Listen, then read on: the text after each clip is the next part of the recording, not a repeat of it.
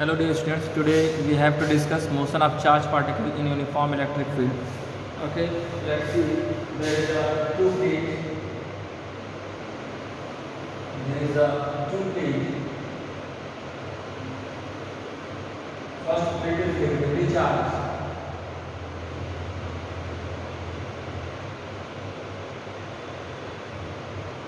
First plate is negatively charged. And second plate is positively charged.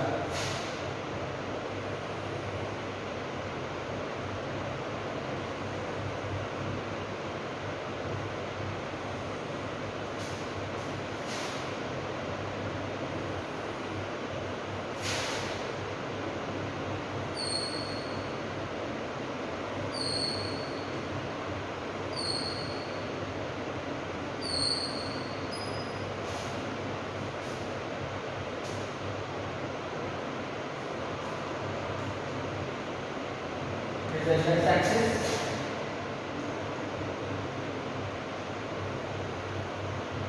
It is and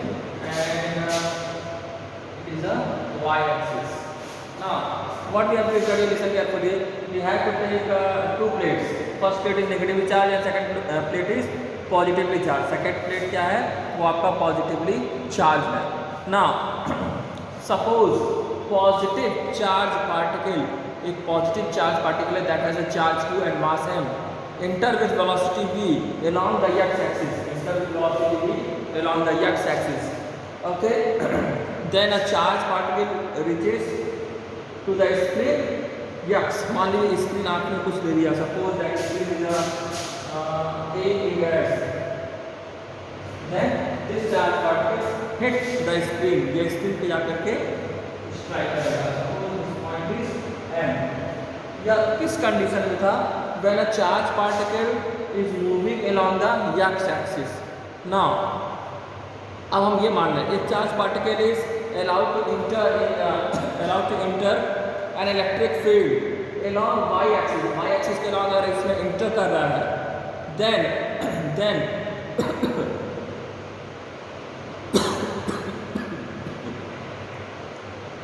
an electric field is set up between two oppositely charged plates and it experiences a force. क्या करेगा? Force experience करेगा. Listen, here is a charge q. यहाँ charge q है and this charge q having mass m enter in this electric field along the x-axis. This plate is positively charged and this plate is negatively charged. So the repulsion between them and it will move towards the negative plate. This distance y, charge is moving with velocity v. ये बात समझ में आई. सबसे पहले मैंने क्या किया है? सबसे पहले मैंने माना है कि suppose there is a positive charge particle having charge q and mass m enter along the x-axis in the plate. इस प्लेट में के अंदर जा रहा है along the x-axis. After that you will see, अभी तो इसमें कोई इलेक्ट्रिक फील्ड ना है. अगर इलेक्ट्रिक फील्ड ना है देन ये कहाँ पे जाएगा? स्क्रीन पे जाकर के ये मिल जाएगा. स्क्रीन पे जाकर के रीच करेगा. It will reach at the screen. But when charge particle is allowed to move along the y-axis, अगर y-axis के along अगर move करा जाए then electric field is set up between two oppositely charged plate. Electric field जो है इनके बीच में setup हो जाएगा and it will experiences a force. That force is given by F equal to E. इस फोर्स को आप QE से बता सकते हैं. The direction of this force is along the direction of electric field along y-axis. Now, acceleration produced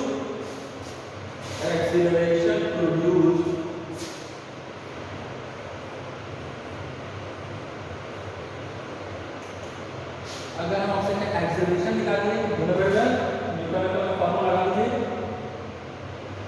F equal ma and A equal F upon m and you know very well the force is QE. Then A equal QE upon m. ठीक है, ये देखिए यह आया आपका acceleration, कितना acceleration produce हुआ charge particle में।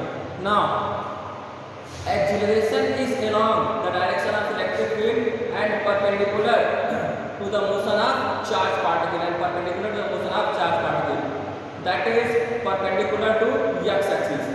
अब हम मान लेते हैं let us this length is x, electric field की लेंथ है x, कभी कभी आपको x की वैल्यू मिलेगा, ठीक है, तो कोई दिक्कत ना होना चाहिए। तो देखा जाए कि कितने टाइम ये ले रहा है इस इलेक्ट्रिक फील्ड से पास होने में, तो वही speed equal distance upon time वाला फार्मूला अपनाएंगे तो p equal x upon v, ठीक है ना। अगर मैं आपसे कहूँ कि आप डिस्प्लेसमेंट ऑफ चार्ज पार्टिकल निकालिए along the electric field, along the direction of electric field, then along the direction of electric field that distance is y, हमने से y लिया है, so from second equation हम उससे आप पा सकते हो y equal uyt plus half it is square. Now this is 0, so y equal 0 into t plus half, put the value of acceleration from here, that is qe upon m, and at the place of t you have to put x upon v, between x square upon v square. Okay, now y equal q e upon 2 m v square into x square. This term is constant since QE upon 2m v square is constant, and that is written by J. Now you write it like that, y equal px square, जैसे हमने class first year में पढ़ा था projectile parabolic हमने prove किया था gravitational field में, तो वैसे ही यहाँ आप इलेक्ट्रिक फील्ड प्रूव करेंगे। पाथ ऑफ प्रोजेक्टाइल जो है वो क्या है, पैराबोलिक है। अगर if I place x equal y, अगर x की जगह पे मैं यल रख दे रहा हूँ तो if x equal L, then now कुछ नामकरण करते हैं equation number 2 and equation number 3. So using equation number 3 at the place of x you have to put L. So you will get y equal q e L square upon 2m v square. इसमें कोई दिक्कत नहीं होनी चाहिए, ठीक है। अब आपको पता है since K is the kinetic energy of the charge particle, ठीक है। ये के जो है क्या है, kinetic energy of the particle entering in the space between the plate, then K equal half M V square हो जाएगा। के इक्वल क्या हो जाएगा बच्चा, that is half M V square, that y equal आप क्या लिख सकते हैं, y इक्वल आप लिख सकते हैं q e l square, q e l square upon 4k, लिख के बॉक्स में इनक्लोज कर लीजिए जल्दी से। After that we have to study the next topic.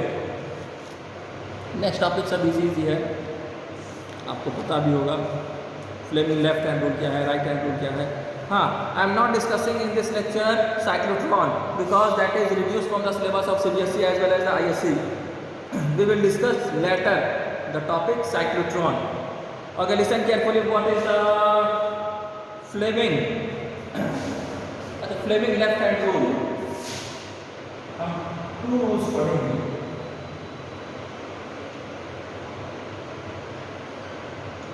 Fleming left hand rule, और पहला वाला जो रूल पढ़ेंगे वो है right hand palm rule number 2।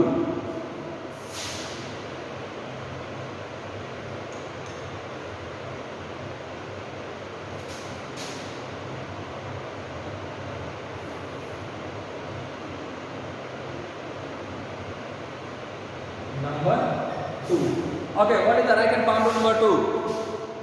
अगर आप अपने राइट हैंड के पाम को ऐसे स्ट्रेच कीजिए, स्ट्रेच एज लाइक दैट, अगर आप ऐसे स्ट्रेच कर रहे हैं, then this thumb indicate the direction of current. ये क्या दिखाएगा? It indicate the direction of current. This stretch finger show the direction of magnetic field and when you drawn perpendicular on the palm, it will give the direction of force. Listen carefully. If we stretch our right hand, अगर हम अपने right hand palm को ऐसे stretch करें, such that thumb point in the direction of electric current and this stretch finger, यह जो stretch finger है, ठीक है, this stretch finger in the direction of magnetic field, then force on the conductor will be perpendicular to the palm in the direction of pushing by the palm. Okay, ये था आपका right hand palm rule number 2. Now you have to study Fleming left hand rule. You have to arrange your left hand finger as like that. Each are perpendicular to each other. ये सभी fingers एक दूसरे पे क्या है? Perpendicular है. ठीक है. If the forefinger, middle finger and thumb of the left hand are stretched at right angle mutually perpendicular to each other, then forefinger, यह जो आपका forefinger है, indicate the direction of magnetic field. यह जो है आपका forefinger, यह किसको indicate करेगा? It indicate the direction of magnetic field. This middle finger indicate the direction of current. Then thumb show the direction of force acting on the conductor. Okay. Now I have to read this topic, and after that we have to discuss force between two parallel current carrying conductor. We have to study this topic, force between two parallel current carrying conductor, definition of ampere. Okay. In the beginning of this chapter we study that magnetic effect of current. What is the magnetic effect of current? When current is passing through any conductor or coil, the magnetic field is produced around it. It is called magnetic effect of current. जब आप एक conductor ले रहे थे और उसमें current flow करा रहे थे, then magnetic field उसके अराउंड में प्रोड्यूस हो रहा था. Now we have to take a conductor. In this conductor current I is flowing. इसमें करंट I फ्लो कर रहा, ठीक है. Then it will have some magnetic field. इसका कुछ ना कुछ magnetic field होगा. Now we have take another current carrying conductor. When we place the current carrying conductor near it, this current carrying conductor experiences a force due to the magnetic field of this current carrying conductor, and first current carrying conductor also experiences a force. ये बात समझ में आई? मान लीजिए अगर हम दो wire हैं, that is PQ and RS, both are parallel to each other. अगर दोनों वायर हैं,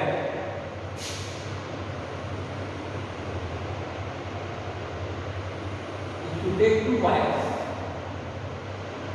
current in this, that is I1, current in this is I2.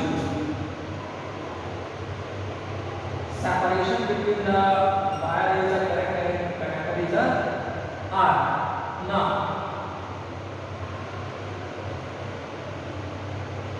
dot means perpendicular to the base, directed in the upward direction, and cross means you know very well. जब आप इस current carrying conductor के पास another current carrying conductor रखोगे, then it will experience a force, और ये हमारा conductor क्या करेगा? इसके मैग्नेटिक फील्ड की वजह से फोर्स एक्सपीरियंस करेगा. ओके, डायरेक्शन में करके देखना है. अगर हम इसमें मान लीजिए डायरेक्शन अपोजिट करेंगे तो क्या इफेक्ट पड़ेगा इन फ्यूचर, अभी हम लोग इसको देखा जाएगा.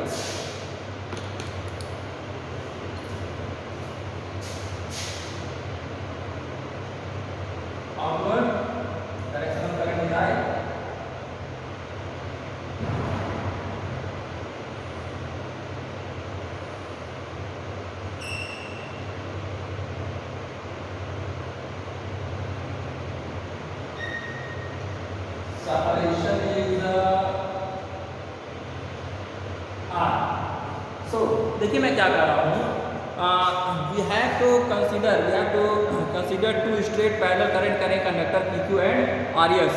ठीक है, that is a place in a vacuum. When current is passed within, जब इसमें से करंट क्या कराएंगे? पास कराएंगे. Then they exert force on each other, तो ये एक दूसरे पे क्या करेंगे, फोर्स अप्लाई करेंगे। It has been observe that, ये देखा गया है कि when current in this wire in the same direction, जब इन वायर में करंट सेम डायरेक्शन होगा, they attract each other, but जब हम करंट का डायरेक्शन अपोजिट करते हैं, दे रिपेल ईच अदर, तो ये दोनों एक दूसरे को क्या करेंगे, रिपेल करेंगे। Now you have to write the statement from here. Suppose the wire PQ and RS, let the wire PQ and RS in the plane of paper and separation between two wire is R, दोनों wire के बीच का separation क्या है, R है। Current in this wire that is I1 and current in this wire that is I2, ठीक है। PQ RS, इस wire में जो करंट है that is I1 and RS wire में जो करंट है that is I2, okay। now we have to find the magnitude of magnetic field B1, magnitude of magnetic field B1 at any point on RS due to the current I1 in this wire। यहाँ पे कितना magnetic field होगा ये निकाल सकते हैं, that is very easy, formula अपने आप से नोट कर सकते हैं। B1 इक्वल क्या हो जाएगा बच्चा, B1 equal μ0/2 pi I by R, μ0/2 pi that is I1 upon R, it is the equation number 1। now अगर आपको इसका डायरेक्शन फाइंड आउट करना हो तो right hand palm rule number 1 से इसका डायरेक्शन आप फाइंड कर सकते हो। B1 that B1 magnetic field is perpendicular to the plane of the paper and directed in the downward direction। now conductor RS में आप देखो करंट क्या है, I2 है, ठीक है, and it is situated perpendicularly in the magnetic field B1, या magnetic field B1 में क्या है, perpendicularly placed है, ठीक है। अब तब देखिए कितना फोर्स एक्सपीरियंस करेगा, force acting on this wire. हम एज्यूम कर लेते हैं the length of this wire is capital L, तो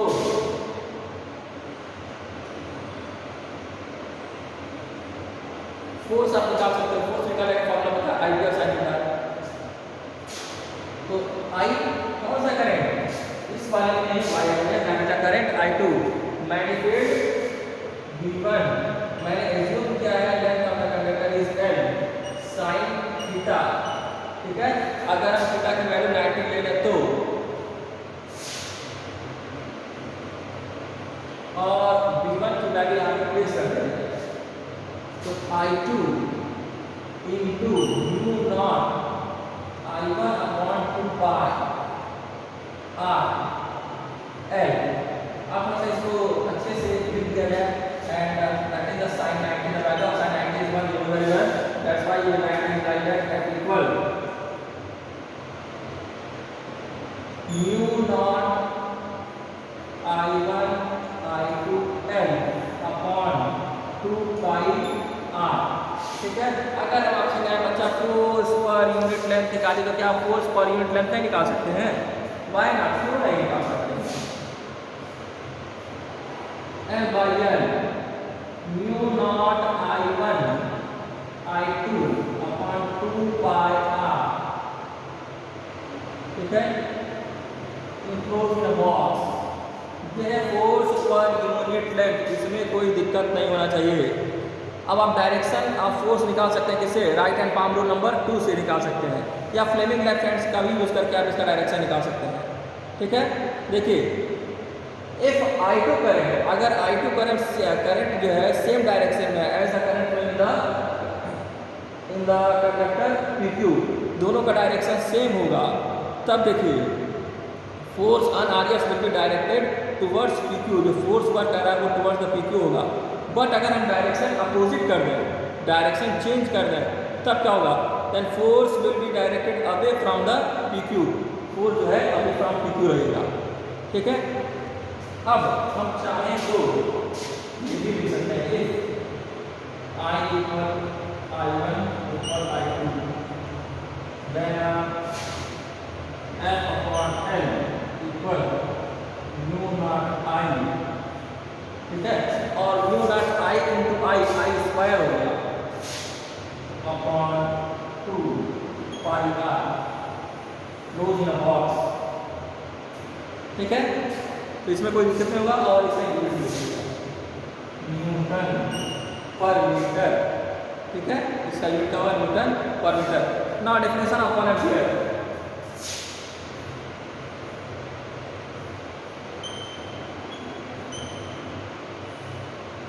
बहुत ईजी है, आप बहुत पहले से पढ़ते आ रहे हैं। डेफिनेशन ऑफ 1 एम्पीयर क्या होता है, ठीक है। 1 ampere is defined on the basis of force acting between two parallel current carrying conductor, ठीक है।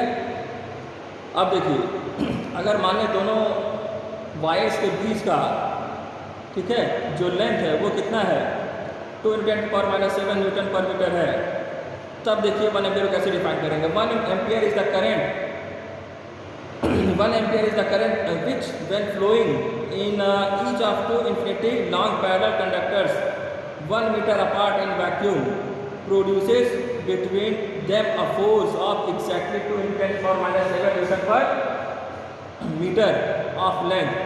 अगर हम यहाँ पे इसका यूनिट लिखना चाहें तो लिख सकते हैं। आपको पता है I = 1 मीटर ले लो, I = 1 एम्पियर ले लो, तो जब आप 1 एम्पियर लोगे तो इसका क्या हो जाएगा यूनिट, इसका यूनिट फिर आप निकाल सकते हैं। म्यू नॉट की यूनिट पहले निकाल सकते हैं। म्यू नॉट की यूनिट आप पहले भी निकाले 4π×10⁻⁷ न्यूटन पर एम्पियर स्क्वायर और वेबर पर एम्पियर मीटर आप पहले भी पढ़ चुके हैं। Thank you dear students.